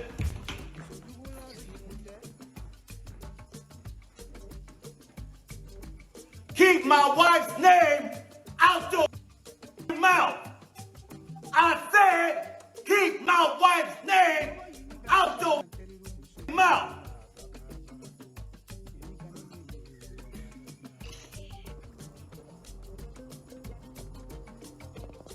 Hey, Duval, you still got that mask you had on at the airport? Yeah, the one that covered your face, the Predator. Yeah, Chris might need them. Predator mask? Yeah. Want me the next day, ship it to him. Yeah, it's an emergency. Yeah, I'm finna come get it. I'm sorry, I God. Say no more. Yeah, I seen it. I'm just trying to help a friend. I gang violence. Say no more. Will Smith did tonight was straight bullshit. Props and congratulations to him for winning the Oscar, because damn it, he deserved it. And I love the brother and I'm proud of him, but boy, was that a shameful act for him to commit tonight. To go up on stage and slap Chris Rock like that, he's lucky he didn't get his ass kicked, particularly after the event was over. If not by Chris Rock, to the fellas he had there with him. I mean, damn. Denzel and Bradley Cooper and Tyler Perry having to calm you down, your publicist having to run out and calm you down. I mean, damn, come on, bro. Come on, man. There's no excuse for it, ladies and gentlemen. Don't even try to justify it, okay? Chris Rock said it years ago. Every time black folks doing something, you know who messes it up. I never dreamed in my wildest dreams I'd be saying that about Will Smith. A black man, Will Packer, did a phenomenal job producing the Oscars, and you do this to stain yourself, to stain the Academy Award? Man, what? And Questlove's documentary that won. Bro, I'm sorry, but if anybody is feeling like, oh, Will's my hero right now, bro, what? This, that's yeah, but people, Tay Diggs that's how you do it. is That's making, how you do it. yeah, Tay Diggs No. is making fun of it. Like everyone's joking about it, like it's like that's the problem. That everyone's joking like it ain't no thing, right? So let's listen to a few more. Why you just left Pookie like that, bro? That Pookie from New Jersey City, Will. Come on, man. And they playing with you, bro. That entanglement shit. I know, bro. I know you tired of this shit. You waiting your perfect time, boy. Yeah, the Oscar. I'm slap shit out. First nigga you want to throw a joke out there. G.I. Jane joke. You slap shit out of him, Joe. Hey, boy, you stupid ass. Hey, hit me when you get to the town. Smoke some with you, bro. I'm with you, boy. Yeah, Will. Yeah, let's see. That's why I don't fuck with people's wives. LOL. Will tired, bro. Feeling bad for myself this last year. The joke shouldn't have been said at the Oscars. Feel like he could have let them slide. Maybe think they had a little beef before or something. So I thought Will Smith was gonna give him a hug. Will Smith, the greatest. Do it. I feel you smack the shit. Yeah. Wow. Love will make you do crazy things. Why they gotta do him like that from New Jack, man? Okay, so we're seeing everyone's reactions are different, but you're seeing there's a lot of reactions coming in about a justification, right? So the idea is, the simplest way I've heard it, like translated in terms of what it said, in the black community. I'm sorry, I'm not laughing at what you said. Yeah, in the black community, you know, won't be nothing if you don't start nothing, right? So like in the black community, if you do this, you're gonna get the shit slapped out of you. Like that's now the message, right? So let me bring up something that was a little bit more. I wish I had that list of slap approved things, like, cool, you know, earlier in my Black Life. Right. All right, so this is H3 TV, Ethan Klein. He's going to talk about it, but I'd listen to this. We'll skip around a little bit because there's some guests that he had, and these were, as they identified, black women who called to talk about this, right? Called in. So let's just see what they say. We'll jump in. Arguments are not valid, right? Like, if you disagree with me for some reason. Here's the call. Yeah. Oh, I just said my timeline. Okay, so you're saying. So, I mean, obviously, I haven't done the data, but I'm saying on my timeline, what I've seen. So this is based on your. qualified. Okay, so we have no empirical data to support this. But go ahead. Except No your empirical timeline. data, but this is what I've seen. So obviously, again, that's why I said that. So this whole. So is what this I've whole seen with premise people- based on your assumption that black people are supporting? Well. That's what she was saying. She was like, on my timeline, meaning Insta or Facebook or whatever, she said she extrapolated saying the black community is supporting Will Smith. And he's like, well, have you really seen that? Has that really been the case, or are you just saying that? But the thing is, yes, there's going to be no empirical evidence. We're not taking a survey of nationwide black people saying, do you support Will Smith? No one's. I mean, unless somebody wants to get in on the comments and be like, no. Well, but I'm saying, but that's still what he's saying, technically considered anecdotal, right? Yeah. But there is a lot of support, and there's high profile support like Tiffany Haddish, right? Let's see what Nicki said. Nicki Minaj. Yeah, I saw him. You know, we didn't. No, I'm we talking didn't about I saw as if I'm the only person on the earth. Yeah. I love Chris Rock. I don't think he would have made that joke had he known what Jada recently shared. Okay. But between him and the whole team at the Oscars, you mean to tell me not one of y'all heard this woman just share this heartbreaking story? Come on, son. Continue to next tweet. Here's the thing, and this is such an amazing, eye-opening example of it. Continue to last. Oh, Jesus. The husband gets a front row seat to his wife's pain. He's the one consoling her, drying her tears behind closed doors when those cameras go off. Social media has made people feel that these husbands won't ever run into them in real life. Continued again. All right. You just got to witness in real time what happens in a man's soul when he looks over to the woman he loves and sees her holding back tears from a little joke at her expense. This is what any real man feels in that instant. While y'all seeing the joke, he's seeing her pain. Imagine what it must feel like to be losing your hair to the point where you have to shave it bald. Well, I know what that feels like. I don't have alopecia, didn't have that, but I have male pattern baldness, and I dealt with it. So we're not talking about alopecia and the pains of an autoimmune disorder. We're talking about losing your hair. You think that's easy to deal with for anyone? No. You don't think she's cried about that many times? I'm sure she has. 2022, y'all gonna have to see these men about those jokes you made about their wives. Whoa. How did you go from there to that? So now we're gonna wait for husbands. So we're going back to that, right? So again, I don't even know what you're gonna do, Nadine. You don't even have a husband, girl. How are you gonna protect yourself? Well, yes. The way I protect myself is, well, you know what? I will give you an example, okay? I will give you an example. Some months ago, actually, it happened. I think it was right after Christmas or something like that. I was on the bus, and I'm with, I've ride the buses all the time. Me and my kids, we see the same, bus drivers and everything. And I'm having a conversation with this driver because, he, we played D&D together and everything like this. I know this person. We're talking. I'm sitting down with my kids, and somebody, on the bus, a guy on the bus, he starts talking to my kids, and he's saying specifically to my son, okay, I think he's trying to tell him how to be a man or something. Side note, thanks, I noticed this man. I noticed that he was inebriated. I know from my experience of being inebriated before what it looks like. I don't know, I just noticed that. So, okay, I immediately pay attention to what he's saying to my son and start talking to my kids, and he's saying a bunch of stuff that's it's a little bit cringy, but then this is the thing, he's like, and don't be a punk.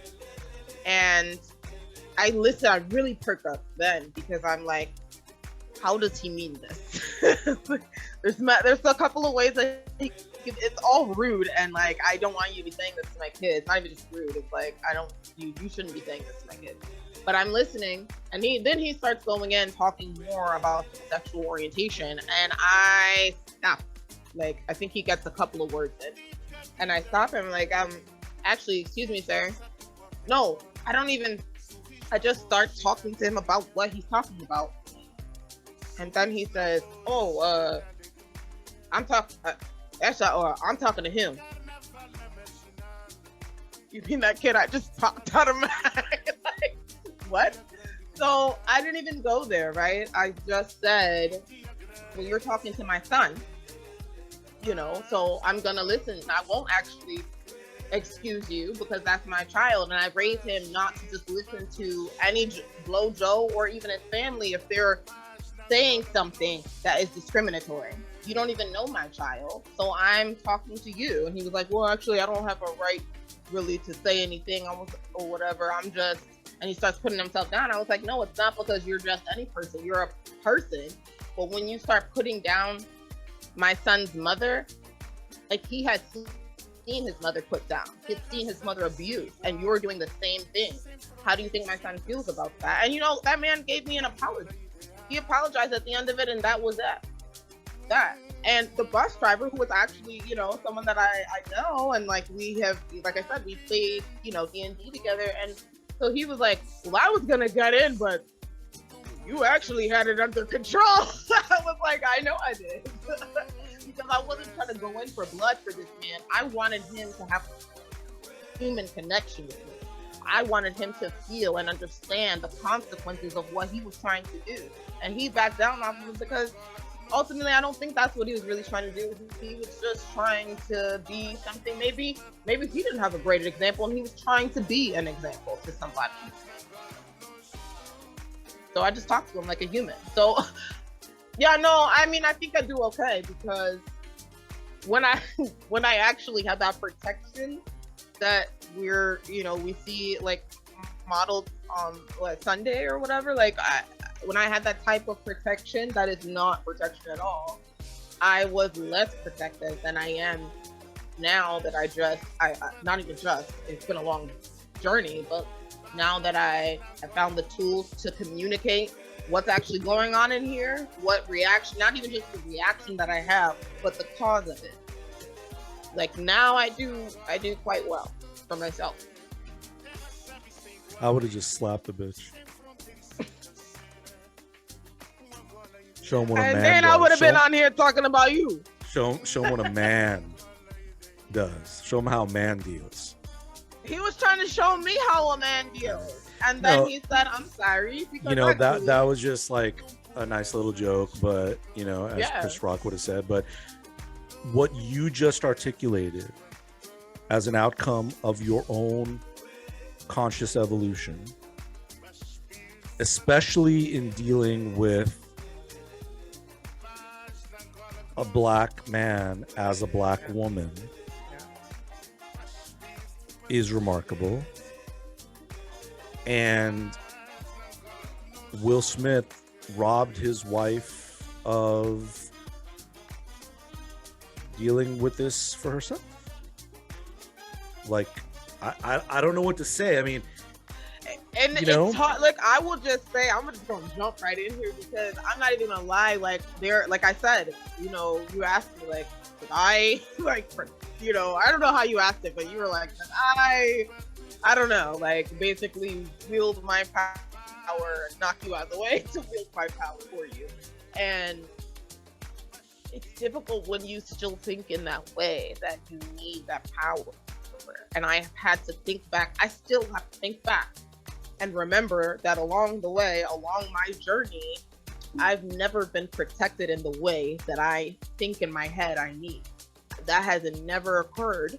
And the places where I was supposed to get that protection were actually quite harmful to me. So to remember that, like, you've always been, no, I didn't just come out like caring for the fundamental things that a human needs, but like, I have I've not been protected.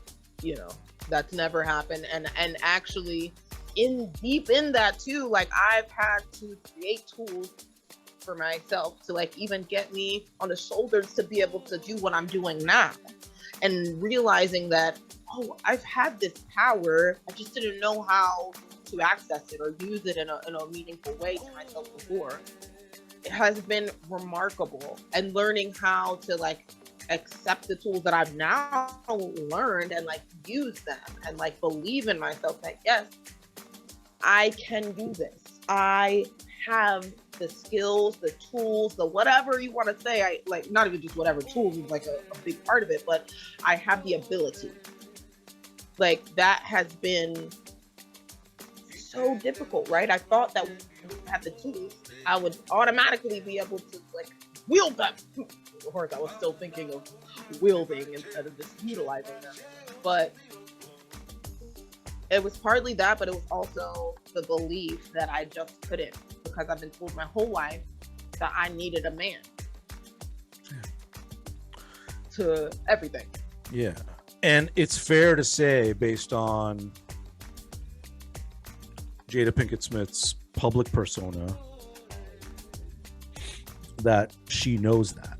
She knows that she doesn't need a man. She considers herself a powerful, empowered woman. I just think the net result of this just ultimately, you know, is incredibly harmful. It's incredibly harmful to Black women. It's incredibly harmful to the American social perception of Black men. And all of that isn't resulting in this situation from Chris Rock's comment. If it was just Chris Rock's comment, it probably wouldn't have been remembered because he was talking shit about all sorts of other people. I continue to say, as I brought up, I think earlier or something, we were talking about it, and I hate, like we hate roasts, right? Like, hate that. They're so cringy. Stop it. Take that out of it, right? Like, no one likes that. So there's that consideration, but that's not the message here. That's not the big message. So let's just kind of, I think there's a lot more we can go on with this, but let's just kind of close out for today listening to this woman who identifies, because she's going to say a lot of like, let me just tell you about this. Like, as a Black woman, she's telling, because she's like, you white guys on this podcast, let me tell you about what happened. So she's coming from that perspective. So let's hear what she has to say. Because I don't know if we're willing to take that stance here. Okay, that's fine. I just wanted to say that what I've seen is in the discourse, what a lot of white people are talking about is the moment itself. And I'm not here to say that it was a good or bad choice. It was a choice that was made. And wait, you're not willing to say that attacking someone for making a joke is a good or bad choice? Why? I'm saying it was a choice that was made. No. And You got to tell me. I will not accept your next premise unless you tell me if Will Smith attacking Chris Rock was a good or bad choice. Did he deserve it? Yes. You have to tell me. Did he deserve it? If you will not answer that, I can't. Okay. What I will say is it was definitely inappropriate to slap someone on national TV live. What about not live on national television? Should he have slapped him? What about then? at a bar? Yeah. People get slapped every day. I don't know. So you think Will Smith? So you think Will Smith slapping a? Well, okay, it does matter. He was hired to tell jokes, right? So this is a comedian. Right. I Okay. understand that. I understand. It wasn't some random dude that came up to Will and was like, "What's up, Baldy?" to his wife in front of him. Right. Okay. No, I understand. Context is important, and I know you were saying Okay. that obviously Amy Okay. Schumer herself. So was Will Smith right or wrong in what he did? Was he right? Go ahead. She can't go there. What's in your heart? Okay. Objectively, no. My emotions out of it, no. Is it something I would do? No. Is that fair? Can I continue? So you say Will was wrong. I'm saying objectively, yes. What does that mean? What Was about it appropriate? subjectively? No. Yeah, what Was about it fair? subjectively? No. A lot of things are wrong in this situation.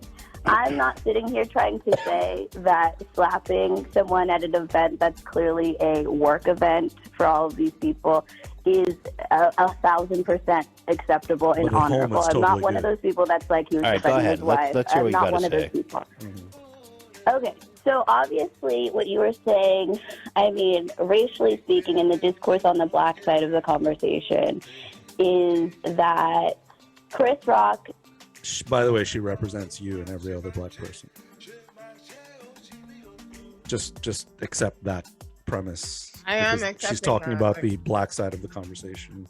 So yeah. Presents as a certain type of black person, and that's because of the 2016 Oscars and him basically crossing the picket lines and being a scab. Again, that's a lot of people's takes. That's not necessarily my take. Okay, so do you What know did what she take say? she was talking about? Okay, she said Chris Rock presents as a certain type of black person. Now, what that means when she referred to the 2016 Oscars is that he hosted those Oscars, even though there were a group of black celebrities, including Jada Pinkett Smith and Will Smith, who boycotted that Oscars because they felt, rightly, that the Oscars are just like white person movie, white person movie, white person movie, white person movie. It's like there wasn't like a Moonlight film, or Mahershala Ali wasn't like not winning. So like Idris Elba was getting like, you know, like all that was happening. So it wasn't just black American, it was black individuals, black actors across the world, right? Even like, you know, Chadwick Boseman, you know, like, you know, like that, those kind of you know, issues came into play because there were certain films that these individuals acted in that were remarkable. Or like, you know, the what was the name of that Hidden Figures? Like I think that may have been the one that, because that movie was brilliant, right? Like, and I'm not sure if that catalyzed it. I think it was the Green Book that might have like catalyzed this conversation. I'm not sure. I'm speaking out of turn. But the point was, Chris Rock hosted the Oscars. And so everyone, when she says a certain type of black person in the black community, what she's trying to say is Chris Rock's a sellout, and that bitch deserves to be slapped. So she's not even talking about him saying what he did about Jada Pinkett Smith at this thing. She's saying there's enough justification for him to be slapped because he's a sellout as a black person. So basically, her emotional attachment to a reason that Chris Rock should be slapped is a good enough reason for him to be slapped by anyone, and will happen to do it. And that's the problem too, is that we can just, if I feel like bitch, I can knock your ass on the ground. Well, yeah, you could. Yeah. But should you? So this is the excellent point, because this is the thing. People who are justifying this are saying that those parties, Chris Rock and the Smiths, have history in this case. They have beef. Exactly. I got history with my ex, and if he shows up to slap me in my face, I hope that there will be some protection until meet him, because I'm gonna be on the inside, like not trying to deal in that way. But Nadine, the best thing to do if that happens, if he shows up and does that, is just, you know, take Chris Rock's example. Just don't miss a beat and don't press charges. Oh my God. You know, the thing is, you know what's going on in my head right now is that I don't like the options that are there for me, you know, and that type of thing. Like, I am not actually a person that wants to call the freaking police and get someone arrested. I'm not. I hate that as an option. But because I also that's the other option. Because in this case, take it on the chin. Yeah. All right, so let's see how she's escalating here. Okay, so let's listen to how she develops.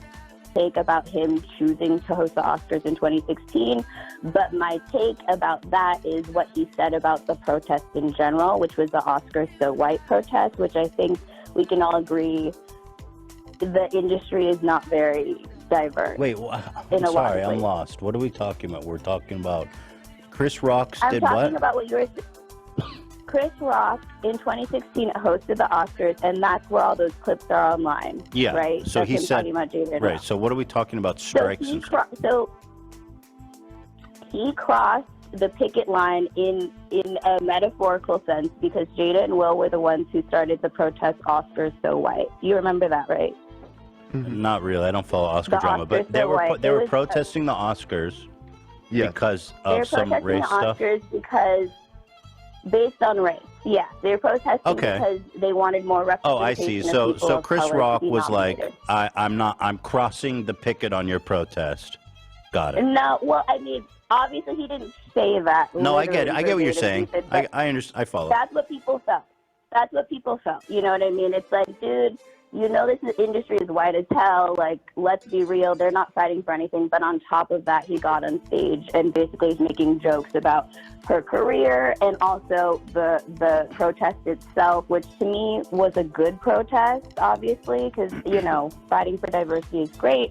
But people have not forgotten that in the Black community. So this is where the discourse starts for us. Okay. Okay? So we are viewing him as people love him. I still think he's funny. He's talented, all of those things, but we're viewing.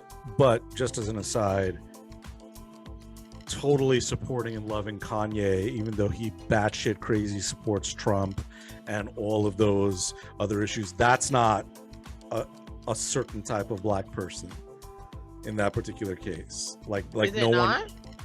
I mean, I don't think there is any certain type of Black. It shouldn't be that. There shouldn't be a Black people monolith, right? Well, no, if I'm Kanye not- West wants to support Donald Trump, support Donald Trump. Listen. You're a jackass, right? But if Chris Rock wants to work the gig that he's getting paid to work, even though the Oscars is a clearly racist and biased, like, industry of assessment of value, okay, you're an asshole. Again, does Kanye deserve to be slapped for supporting Donald Trump? See, I'm sure there's somebody that will say, yeah. The Well, but fact that's is, the point. That's the point that we keep coming back to. yeah, no. Right. No. I'm Right. saying no. I'm saying no. Yeah. Should we beat the shit out of Kanye for being batshit crazy? No. Oh, damn. Damn. Damn. Yeah. Way to really drive it in. I like that. Yeah. But no. Fuck. This is a beautiful shot of Ethan. I feel bad. I love Ethan. I love Ethan Klein. All right, let's Seeing see. him from that lens already. All right. So the second layer of that situation is in comedy, particularly Black, straight, cis het comedians in comedy, overwhelmingly use jokes about Black women, overwhelmingly, and to get laughs and get a career. And he's one of them. Eddie Murphy's one of them. It's a common trope. I'm sure you've heard of comedians being like, my Black mom's like this, my white mom's like this, dating a Black girl's like this, Black Okay, girls I mean, are like that. You know what I mean? I'm okay. I'll take your word for it. I mean, I haven't. Okay, a certain generation of Black comedians, Black male comedians, are misogynistic and shitty. Do they deserve to get the shit beaten out of them? No. And, you know, I said that a little less excitedly, and I will say that openly because there is inwardly, yes, there is inwardly that feeling of that, like, hesitation, even though I know the answer is no. Fuck no, that's the problem. Because even the people that I know who have personally abused me, they got the shit fucking abused out of them too. Like, so hell no, that's the damn problem. Yeah, that's very important to bring up cycles of abuse. Cycles of abuse is important. Like, there's just nothing good that's come out of that slap, and I mean, it's no good. But it's not. It's not just to make a statement. It's to deconstruct each of these particular ideas. So she's saying because Chris Rock is not supportive enough of a fight against a monolithic, dominant social hegemonic order like the Academy Awards, or because Chris Rock says shitty things about black women, or not shitty things per se, but they're shitty. He makes black women jokes, right? And black women jokes are tired and they're ridiculous. And it's like, what is she, a woman driver? People stop making woman driver jokes. Except, here's the funny thing. There's like Asian comics, like what's her name that does like Baby Cobra? I forget her name, but she's an Asian comic. She has a Netflix special, like Ali Wong, maybe. Are you talking? I was gonna say. Yeah. So she makes fucking jokes about Asian women drivers. Like, so does she have the right to because she's an Asian woman driver, or should we just stop making Asian woman driver jokes? Because that's also creating like a sense of like harm across, a broad perception. So these kinds of arguments fall apart because the idea is like, because it's being done, it needs to be undone, not beat the shit out of the person doing it and that'll solve the problem, because it doesn't solve the problem. It really doesn't. It never has. Makes it worse. So I mean, anyway, I mean, the funny thing is, this is going to be a crazy thing to make the comparison to, but people are seeking all these reasons to justify Will Smith's actions. It seems as disjointed and desperate as people seeking to justify Vladimir Putin's actions to invade Ukraine. So the idea is there anything that Ukraine has done aside from that? Ukraine hasn't attacked Russia, right? So is there anything that Ukraine has done to justify this kind of invasive war stance? In the same way as, has Chris Rock done anything in the past or in the present in this moment to justify being slapped? There's nothing to justify that slap. Yeah, but she's people are gonna say, let's hear. Yeah. Followed that discourse? I don't know. What's the ratio of jokes about black women and black men's sting, or what? Which is what I'm saying, because I'm giving you a window to peer through right now. Sure. I'm aware that you're not aware. Okay, I'm following. Giving you a window to peer through. This is discourse within the black community amongst black men and black women. This has been a long-standing discourse, and it's one of those things where a lot of black women feel like it's reifying stereotypes about us being loud and masculine, aggressive and ratchet and things like that are just not great, because we have to combat those stereotypes every day. I get it. It sounds like,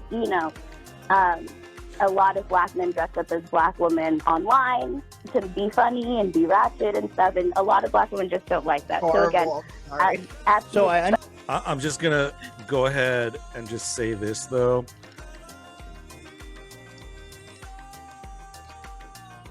What she's saying sounds appropriate and sounds right, but I'm really curious, right? I don't know about this. I don't know how people generally feel in this way, but if what she's saying is true about men dressing up as black women and reinforcing stereotypes about black women, then why the fuck is Medea so popular? Why is Tyler Perry not getting slapped the shit out of? Oh my! Why do people keep going to Tyler Perry movies? Oh, listen, you would bring this up, wouldn't you? I'm just asking. Because remember,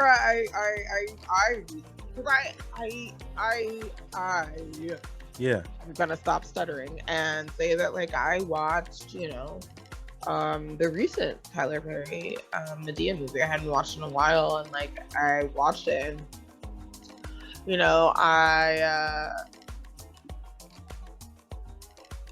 I took issue, I think, with some things, just how it was portrayed, different things that were swept under the rug, different things that to me it's but we should have talked about that. We could have talked about this in a real way that could have been healing for people in a real way, instead of it just being a neat tucked thing in this movie, but I'm feeling very dissonant now after having watched this, because it's just I think somebody came out and like everybody, to their family members, as a black man, to the family members. And even before this, it was like, before this person came out on this movie, it was like just a bunch of like underhanded jokes, sly little jokes. And as a black woman, like, I have had those sly jokes made. And then, when it comes to sexuality, like, I haven't found that my black community has been an abrasive place, and I won't say everyone, definitely there's but I'm talking about my community that I had at the time, like, was like not it wasn't this experience that was portrayed of like, oh yeah, we always knew that. But why y'all keep making these sly ass jokes? And like, why is Uncle Joe over there like, trying to making fun of my friend's tight pants, and like, like, what is all of this going on? And there were a lot of other things too. Even the way it was portrayed, like an older black woman was like hitting on these two men that were supposed to be like, they didn't like, the family thought they were gay or whatever, and like, but it was not known. It was just assumed and never discussed. And like, it was this older neighbor friend that was like hitting on both of these young men. They were grown, but she was hitting on them in a super abrasive way that was like, why are you chasing after? And that was like, okay, Uncle Joe's jokes constantly with like the young women that come up, and he's trying to screw them all, like making these sexual jokes, like, that's okay. It's okay, like, oh, it's no big deal as a black person. Like, yeah, it's all good. We know you this and that. We're still gonna make all these underhanded, disrespectful jokes. But yeah, we know when you finally have this moment of truth, we're gonna pretend like it's all okay and gaslight you. And I just felt like that was not cool. Yeah. Now, you've said all of that. Yeah. Based on this individual's artistic expression. He dresses like this. He acts in whatever way this particular expression is expressing. He is doing so much damage just by virtue of what that woman was saying on that Ethan Klein podcast and what you just reflected about his film. Right. He is creating much more damage than Chris Rock. Right? Let's just take a look. So Will Smith feels this way about Chris Rock. Right? And Will Smith feels this way about Tyler Perry, who's just comforting him after that slap and saying, it's okay, my son. We must band together. So Will Smith isn't slapping Tyler Perry. But Madea totes a gun and is always ready to like, like always ready. One in the head. Okay. So this just seems very confusing to me, right? And then this is. So I'm just saying that he's embracing someone that is absolutely condoning violence. So of course he's. I'm just saying, this is all meandering. None of this is making sense to me about justifying what's just happened. Let's just finish out what this woman is saying. I understand all you're saying, and actually I get it, right? Okay, I'm getting there. I'm finishing up. Don't worry. Okay, go ahead. So, in the context of the Oscar situation, right? In the black community, he's already viewed a type of way for the 2016 Oscars. Then he's making a joke about Jada, and obviously her alopecia, obviously not life-threatening, but she's been very public about the emotional journey it's taken her on. Those are her feelings. I get it. It's not cancer, whatever, but ultimately it's something that's sensitive to her, and it's something that Will sees from the back end about her journey. How do you even know Chris knew about it? I mean, I didn't know about that. No, I'm not saying he knew about it. I'm not saying it was deliberate. I'm saying that ultimately Okay, That's it's something that's been sensitive. I public get for it. a very long time. Right. Okay. She's very sensitive It's about been it. public for a long time. It's like ever since she started the Red Table Talk, she's been talking about her losing hair. Okay. So basically, at the end of the day, whether you're privy to that information or not, it's something that she's clearly and publicly sensitive about. And to me, the joke was mid, but it was in poor taste for sure. And so, at just what point are you knowing that. justifying Will Smith taking So what I'm act of saying violence is, against Chris there's Rock? a lot of layers. It's a complex. There's lots of moving parts. What I think is what a lot of Black people, including myself, are seeing is, in this sense, we're seeing a very particular type of Black entertainer and a different type of Black entertainer interacting in a physical fight. And a lot of people are on the side of Will because of the racialized context that I broke down. How is it good to portray, like, you've got a disagreement, right, between two Black men? Yeah. And you're saying there's a lot of history behind it. How is one of them acting out in violence in public a good perception for humans or for Black men or anyone? I mean, this is the first thing we learn as kids growing up, is that you don't hit people who say things to you you don't like. I mean, stick rubber and glue and all that bullshit, right? Like, I'm sorry, but how Totally. I just don't understand. Knowing all that, okay, knowing all that, yeah, I just don't understand how you could possibly defend Will. This seems to me that it's going to hurt the discourse. It's going to reinforce now it's going to make people more, I don't know. I don't see how it helps. It just makes everything worse. It just seems horrible. And he seems unhinged. It wasn't like a calculated thing. I mean, I get it. He's angry, right? You've got all this history. Right. He just looks like an unhinged lunatic. And then there's people giving him a standing ovation. I mean, what the fuck? And what about... I mean, obviously... Go ahead. You want to go? You can go. Go ahead, I'm listening. You want me to go? Okay, sorry. Obviously, to you, you know what I mean? It's definitely that, and I definitely agree. Appropriateness, not there. Definitely. All of the interaction, the violence, definitely not appropriate. I wouldn't do it. That's something that I think is, whatever. And I also feel bad for all of the Oscar winners, because unfortunately, this was the first time Will Packard was producing the Oscars, who's a Black guy. And if you're worried about stereotypes, I've heard Black comedians and actors and activists acknowledge there's this trope about, like, the violent Black man, right? He can't control his temper. Right. Definitely. He's a violent Black man. And it's that they say that this is a harmful stereotype. So how the fuck can people defend Will, who seems to be embodying that stereotype? Like, you're changing out one stereotype for another. I wouldn't say I'm doing that. I mean, you're entitled to your opinion. What I do think is, like I said at the beginning, definitely a choice was made. I think that at the end of the day, he's going to have to face the consequences. They're talking about revoking his award, and I mean, that's part of it. You know what I mean? You decide to do something like that on live TV, open hand smack someone in front of everyone on live TV. You're going to deal with something, and whatever it is. To be honest, I don't mind the fact that he slapped Chris Rock. I wanted to bitch slap Chris Rock a couple times over the years, and that's just my stance. Like, obviously, a lot of people will read it as reinforcement of the angry Black man, the violent Black man, Black people are savage, da-da-da-da-da, those stereotypes.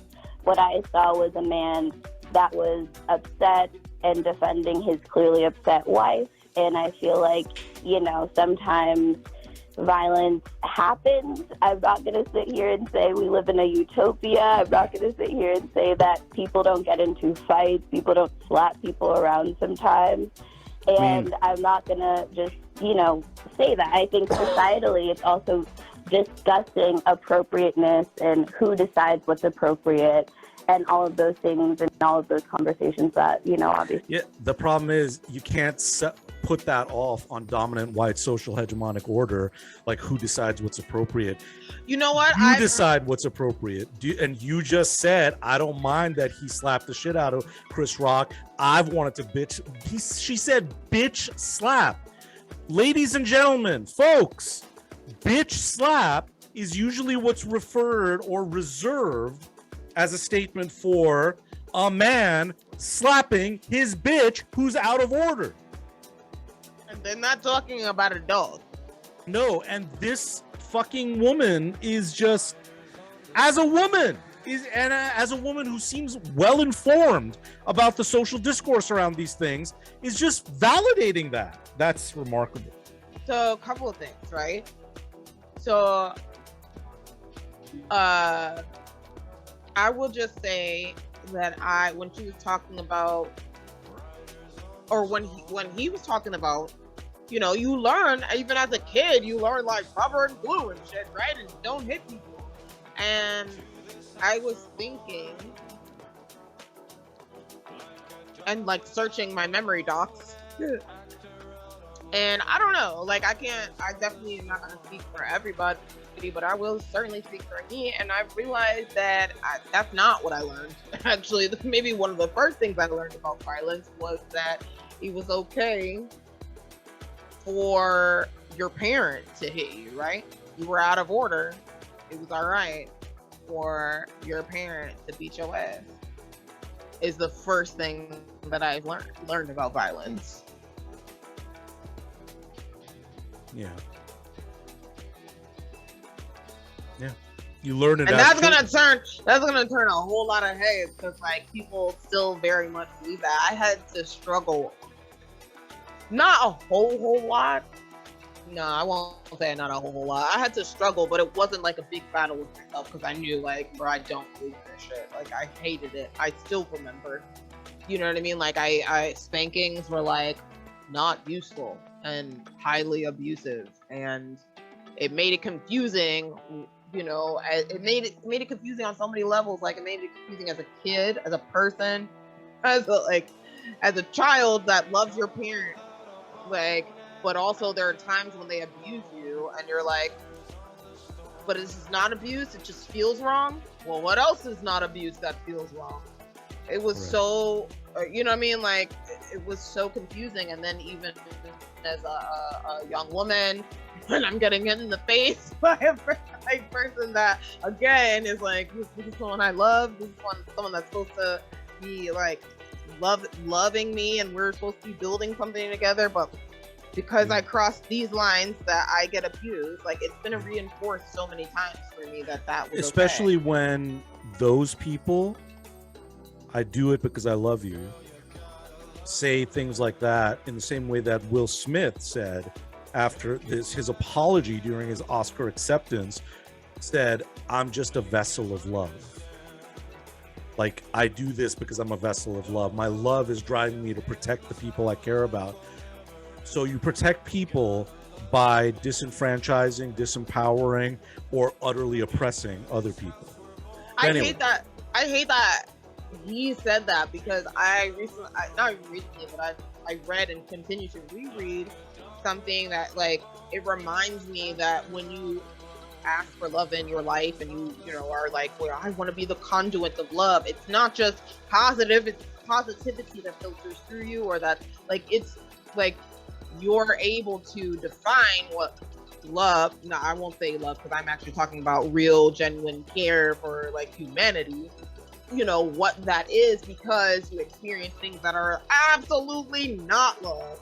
But for him to use that in a way that's like, and this too was love, was like, no, bruh, we don't accept that around these parts. No. Except it seems like a lot of people do accept it. That's the problem. So I'm gonna just, like, I want to round this out with something that was an episode. Do you remember the show Boondocks? Yes.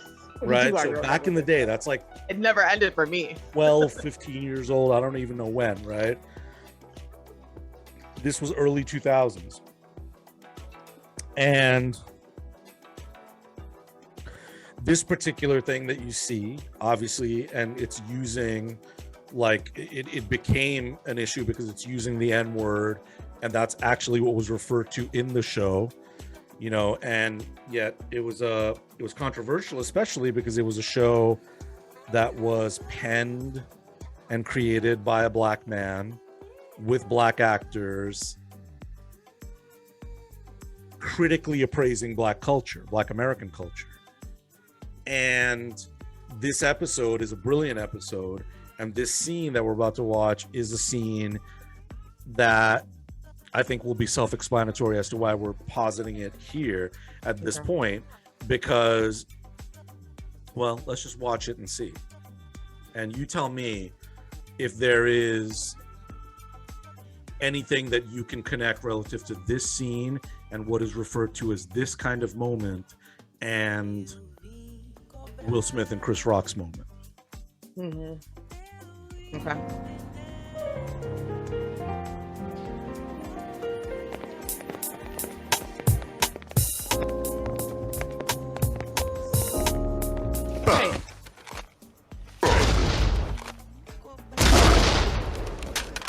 Watch where you walking, nigga. Hey, what you say, nigga? Watch closely. You're about to experience a nigga moment. Webster defines the nigga moment as a moment when ignorance overwhelms the mind of an otherwise logical Negro male. What did you say, bitch, nigga? Hey, squeeze it, nigga. Causing him to act in an illogical, self-destructive manner, i.e., like a nigga.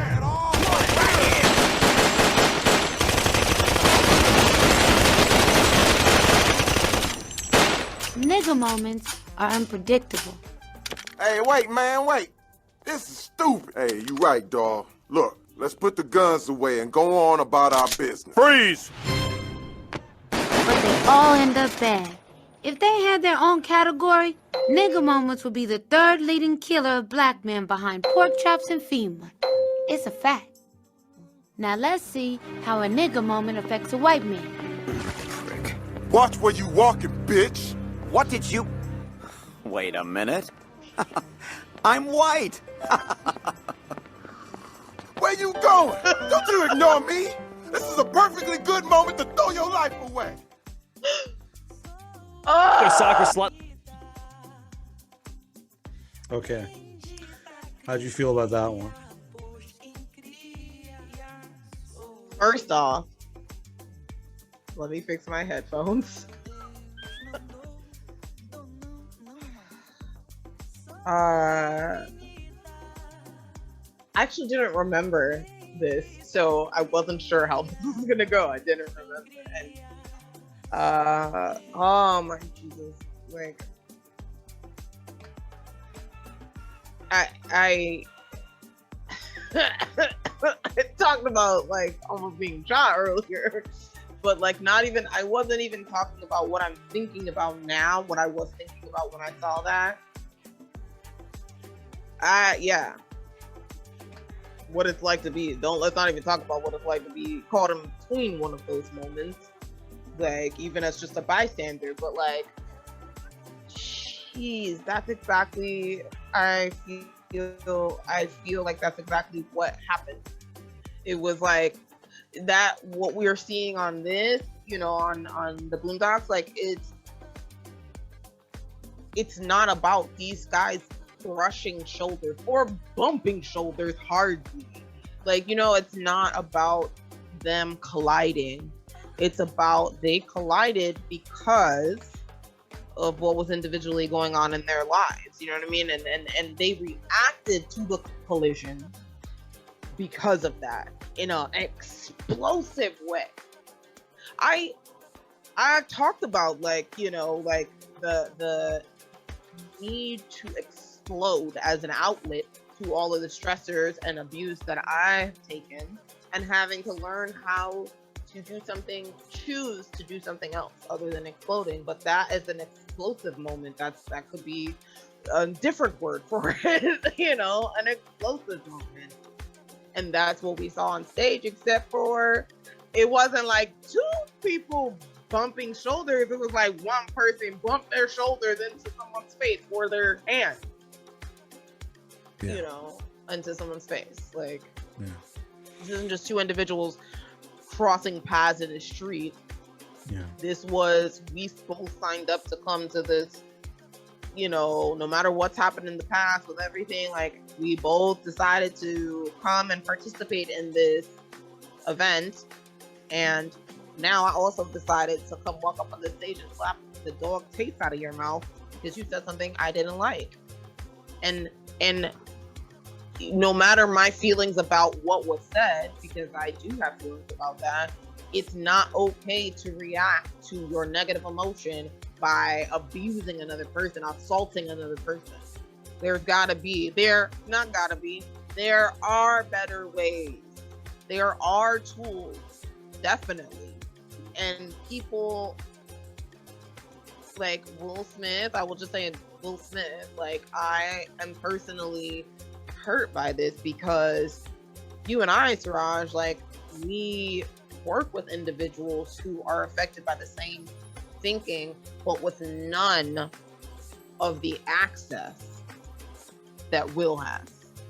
You know? Good point. Yeah.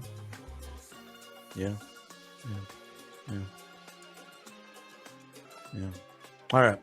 Let's hold it there because I think there's a lot more to get into here. I think that's a beautiful segue, and we'll come back to it next time because this also leads into a very important discussion about not only lack of access, but particularly that the